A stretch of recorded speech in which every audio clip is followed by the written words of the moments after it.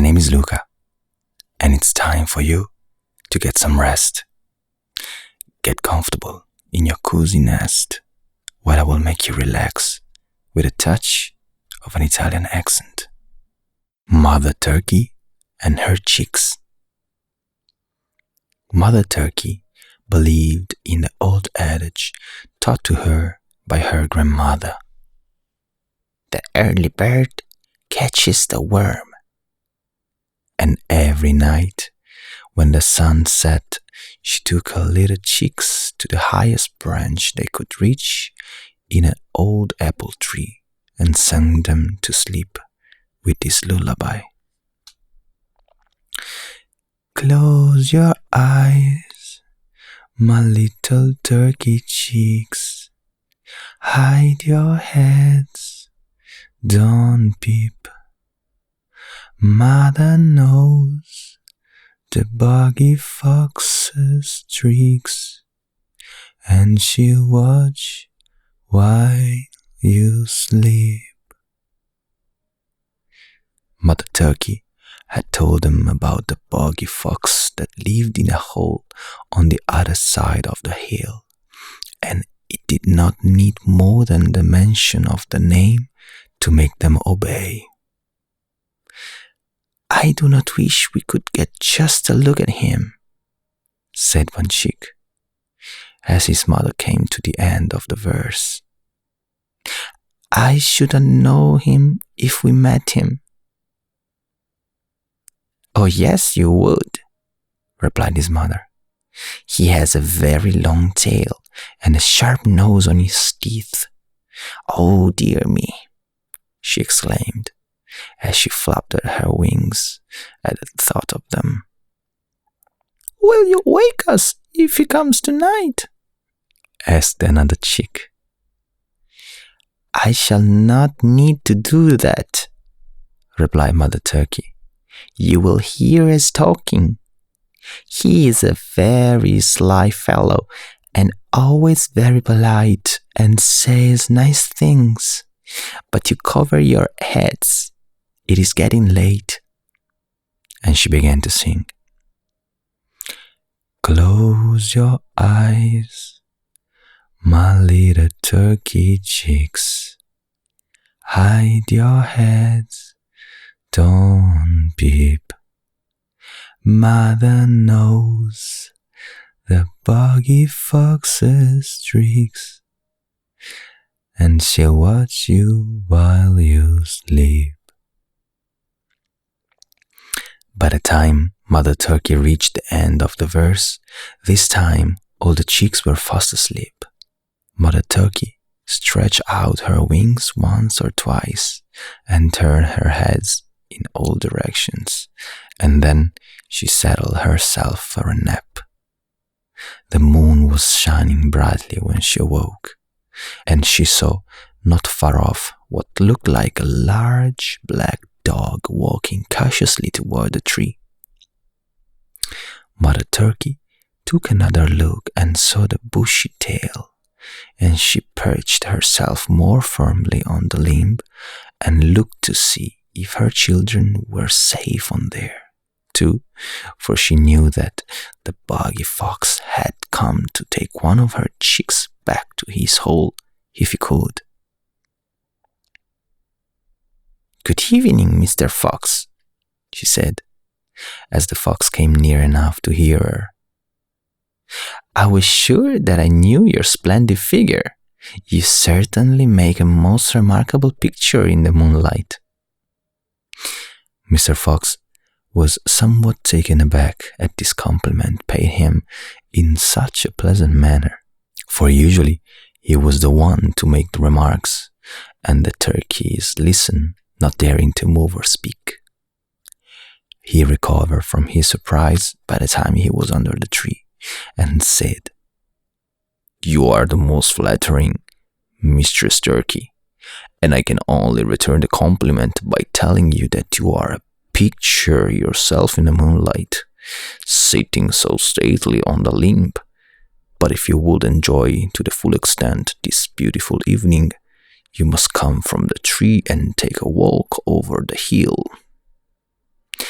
No doubt you're right, replied Miss Turkey.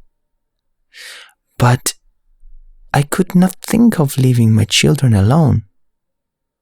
I should be very glad to take care of the little dears while you're gone, said Mr. Fox. And if you will have them come down beside me, I will tell them a story which I am sure will keep them interested until your return. By this time the turkey chicks were awake and listening to what the fox was saying. He seemed so nice and polite that they quite forgot to be afraid. And when he spoke of telling them a story, one of them said, "Oh, please, do go, mother, and let him tell us a story. Will be very good if you will." "You see, my dear madam," said the fox, "the little dears are quite willing to stay with me. Do go and enjoy the moonlight." Mother Turkey looked at her children in a way that plainly said to them, "Be quiet."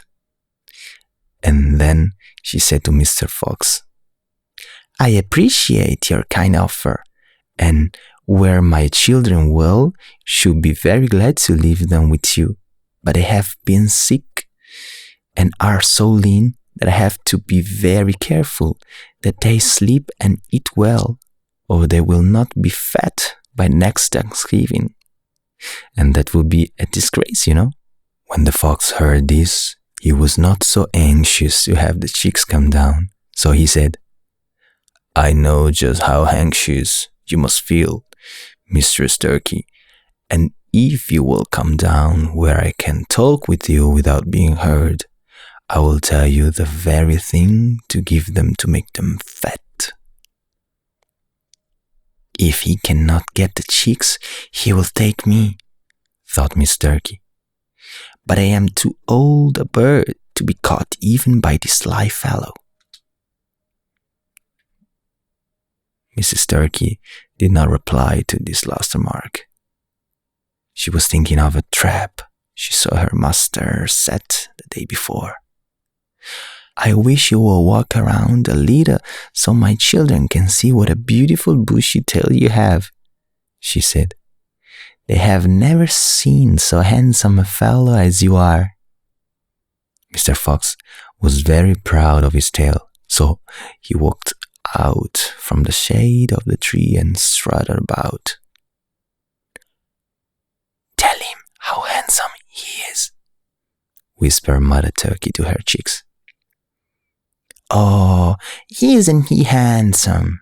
said one, and another said, "I wish we had such bushy tails instead of these straight feathers." While Mrs. Turkey said, "You are quite the handsomest creature I've ever seen, and I've seen many in my time." By this time, the fox was so pleased with their admiration that he was ready to do anything to display his charms.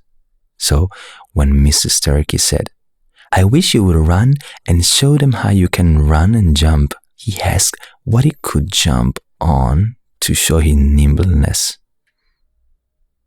"The top of that hogshead will be a good place," said Mrs. Turkey, knowing well that the cask had no head and that it was nearly full of water. Away ran Mr. Fox, and splash, he went into the hogshead. He tried to get out, but it was no use. The cask was too high, and then the farmer, hearing the noise, came out and soon put an end to Mr. Fox. The little turkey sat wide awake and trembling beside their mother, but when the farmer went into the house, she began to sing. "Close your eyes, my little turkey cheeks. Hide your heads, do not peep. Mother knows the boggy fox's tricks, and she'll watch while you sleep." And in a few minutes, all was quiet again in the yard. And this is the end of the story.